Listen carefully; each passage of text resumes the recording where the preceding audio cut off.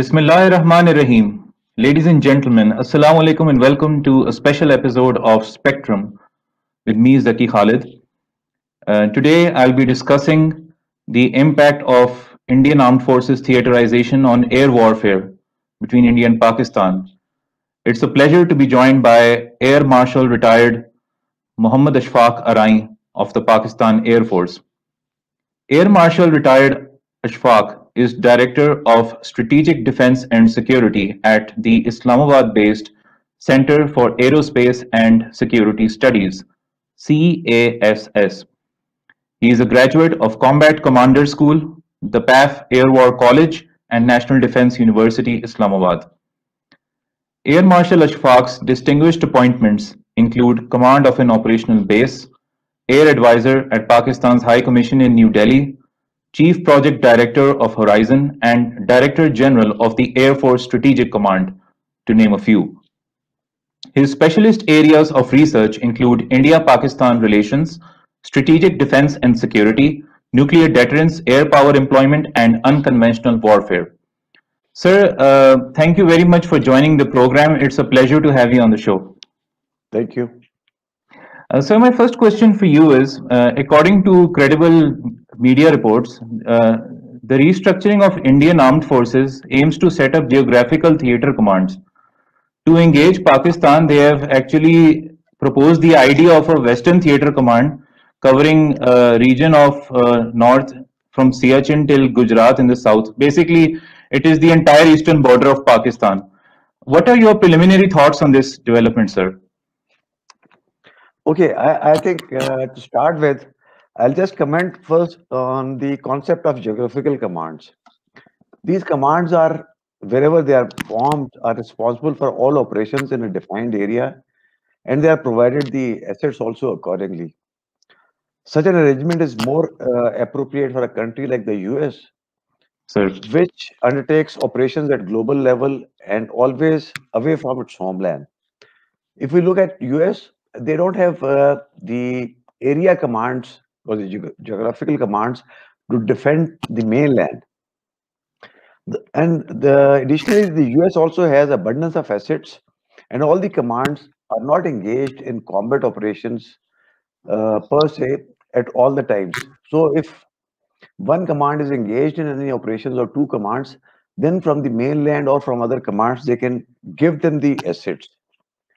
Now, coming to the Indian perspective, India for a long time has been endeavoring to showcase itself as a regional hegemon, and now it has global aspirations. It always tries to copy the US. Whether it can actually do that or not is a different thing. After the 2001-2002 standoff, Sir. when they could not achieve much, they went for this cold start doctrine just to create some space for war and just to showcase that they are able to do something. When Pakistan uh, went for the full spectrum deterrence, so their cold start doctrine somehow or the other failed. Additionally, if we look at it, the IBGs, the integrated battle groups, there was a requirement of dedicated Air Force assets, which the Indian Air Force actually declined to provide the Indian Army. So, from that perspective, also the cold start doctrine to a large extent failed. Now, uh, after this February 27 episode of the last year, the Indians have again been endeavoring to do something where they can build up their image, and now they have come up with this idea of creating the geographical commands. Sir. Uh, I think uh, it is primarily an idea started by General Bipin Rawat, who is the CDS now, and Navy has some interest, but probably Indian Air Force doesn't have much interest in this. And just to create goodwill and bring them on board, that is why they have initiated the study on the creation of Air Defense Command as the first one, so that they can get the Indian Air Force on board. But in my view, creation and operationalization will take a long time. Yes. The American commands have been in existence for now more than 75 years. So in 75 years, they have refined themselves, they improved their procedures, their training, everything has been tailored accordingly. So, and still they are continuously making changes in their commands and the rifts between the services still continue after 75 years. So for India to operationalize them as they claim by 2022 is a difficult call. I don't think that they'll be able to do it. Then they will have the structural and organizational impediments. Distribution of assets will remain a problem. Who will report to whom? That needs to be refined. And who will have the operational control of the forces in that theater? In case they give that uh, control to the commander of that theater, that means the service chiefs will have no responsibility other than the training and administration of their service. They'll have no operational control. With that, if they fail, the theater commanders will always say that the training was not good, or the administration or the induction of the equipment was not good, so they'll blame the service, and the services will always say that probably it was not the execution. So this will probably create another rift within the Indian Armed Forces. Sir. And so, sir, if we speaking of Air Defense Command, because you brought this up, there has been growing chatter about in Indian strategic policy circles that this integrated air defense command which they are proposing, it aims to synthesize radars, sensors and other air defense assets from the tri services for a Hmm. comprehensive air picture. Okay. Now, sir, you have also mentioned, and it is a fact that there are several functional disparities and platform operability issues for interconnectedness Hmm. among the Indian armed forces between the Army, Navy, Air Force. Do you believe that, in view of these facts, Pakistan's counter-strike capabilities through air face some sort of a challenge? Could face some sort of a challenge in the near future? Okay, let me clarify one thing, that the air defense command or the air defense function of a country is not only dependent on radars, sensors, and surface to air missiles.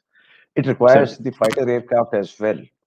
So now, if they create the air defense command, as you mentioned, the first problem would be of integrating the equipment from different region. They're locally produced equipment, the Russian equipment, the Israeli equipment, and French the equipment.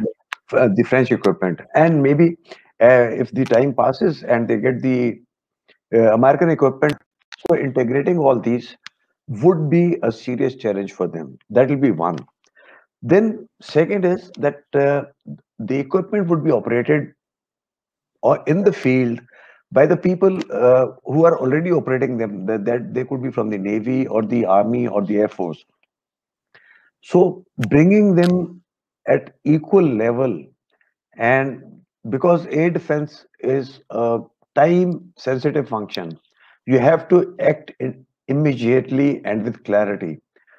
So I think the how the system would work, how the information would be processed through different tiers, and how the orders would go and how they would be executed would be a challenge for them. And if the Indian Air Force gives them the Indian Air Defense Command a certain number of aircraft, so will the Air Force lose control of those aircraft, and it will be the Air Defense Commander who will apply them. So, and when they have to carry out an offensive mission, the air defense aircraft are again required to support them in the offensive missions. Not only the fighter aircraft, but the surveillance aircraft, the AWACS, etc. They're also required.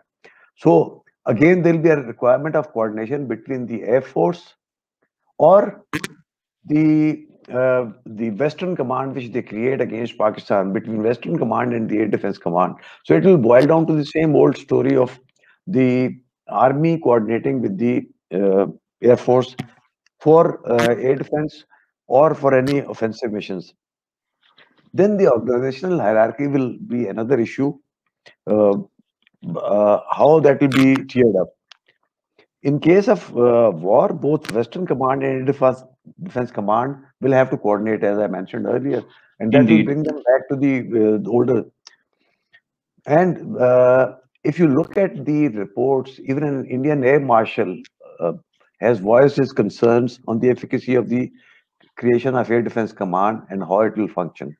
Indeed, So, sir. And that is basically, I believe you are referring to Air Marshal retired SS Soman, and he wrote that the existing air defense organization would be disrupted. And he has expressed many concerns that this is a move in the wrong direction. So, do you exactly. believe that those concerns are legitimate? I think those concerns by that officer are legitimate, but whether they would be considered by the CDS who just wants to move in this direction at any cost, uh, but that remains a question that who can push more for the space. And if we look at the overall structure, I think it is the Indian Army trying to gain more control over within the Indian Armed Forces. It's basically intentionally or not. What might be implied is that there is an attempt to for the land forces to dominate and try to subjugate the other services, basically. Exactly. And then, if we look at the environment these days, i- the future warfare would be more dependent on the air power. So, while army would be calling shots in peacetime and holding all those positions and making decisions, for the blame for failure would always come on the IAF. Indeed, and keeping in view these issues in operational synergy and real-time coordination during crisis. Lastly, sir, in your personal assessment, and this I believe is going to be the most important takeaway from your profound thoughts which you have shared with us. Would theaterization in India prompt significant reviews in the air warfare doctrine of Pakistan Air Force itself? Do you think it would necessitate a review? Okay, the warfare is a dynamic situation and it continues to evolve. Like we had discussed earlier, that when they went for the Cold Star Doctrine, Pakistan had to resort to full spectrum deterrence. Similarly, when they create these commands, there would be a review within the Pakistan Armed Forces that how to counter this. But as I see the way they are organizing, probably this would be beneficial for Pakistan if the Indians create these theater commands, because especially from the air power employment, which will be an important factor in any future war, air power is best applied uh, in totality. If you distribute it in penny packets, it loses its effects. On Pakistani side, the entire air power and air defense both are the responsibility of the Pakistan Air Force. So in that case, the air headquarters or the air chief and his team, they have the prerogative and the ability to make a decision to move any asset from one place to another, from one area to another, or to change their role from offensive to defensive, or vice versa, as they deem appropriate, and they don't have to coordinate with any other service. On the Indeed. other side, on the Indian side, probably there'll be a requirement of coordination between the Western Command and the Air Defense Command, if we are talking of Pakistan, or the Northern Command and the Air Defense Command, if we are talking of the conflict with China. So I think for us, the way our air defense is structured, the way our air power is planned to be employed, this will not require much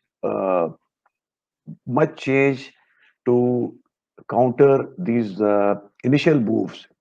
With the passage of time, yes, as they acquire more technology, Pakistan would also require those technologies in the Air Force domain to improve its combat efficiency.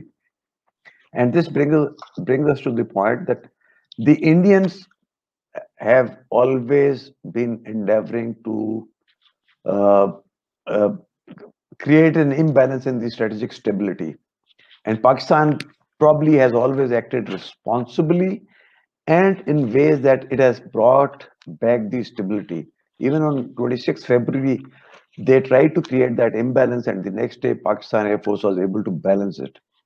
And Indeed. in the conventional balance was uh, brought in equilibrium. Indeed, absolutely. And with that, we conclude this session with you, sir. And once again, sir, thank you very much for your time. These were some very insightful thoughts, which I'm sure myself and the audience will be taking away. And I personally look forward to hosting you again in the future, sir. Thank you very much for your Sure, time. inshallah. Thank you. Thank you very much.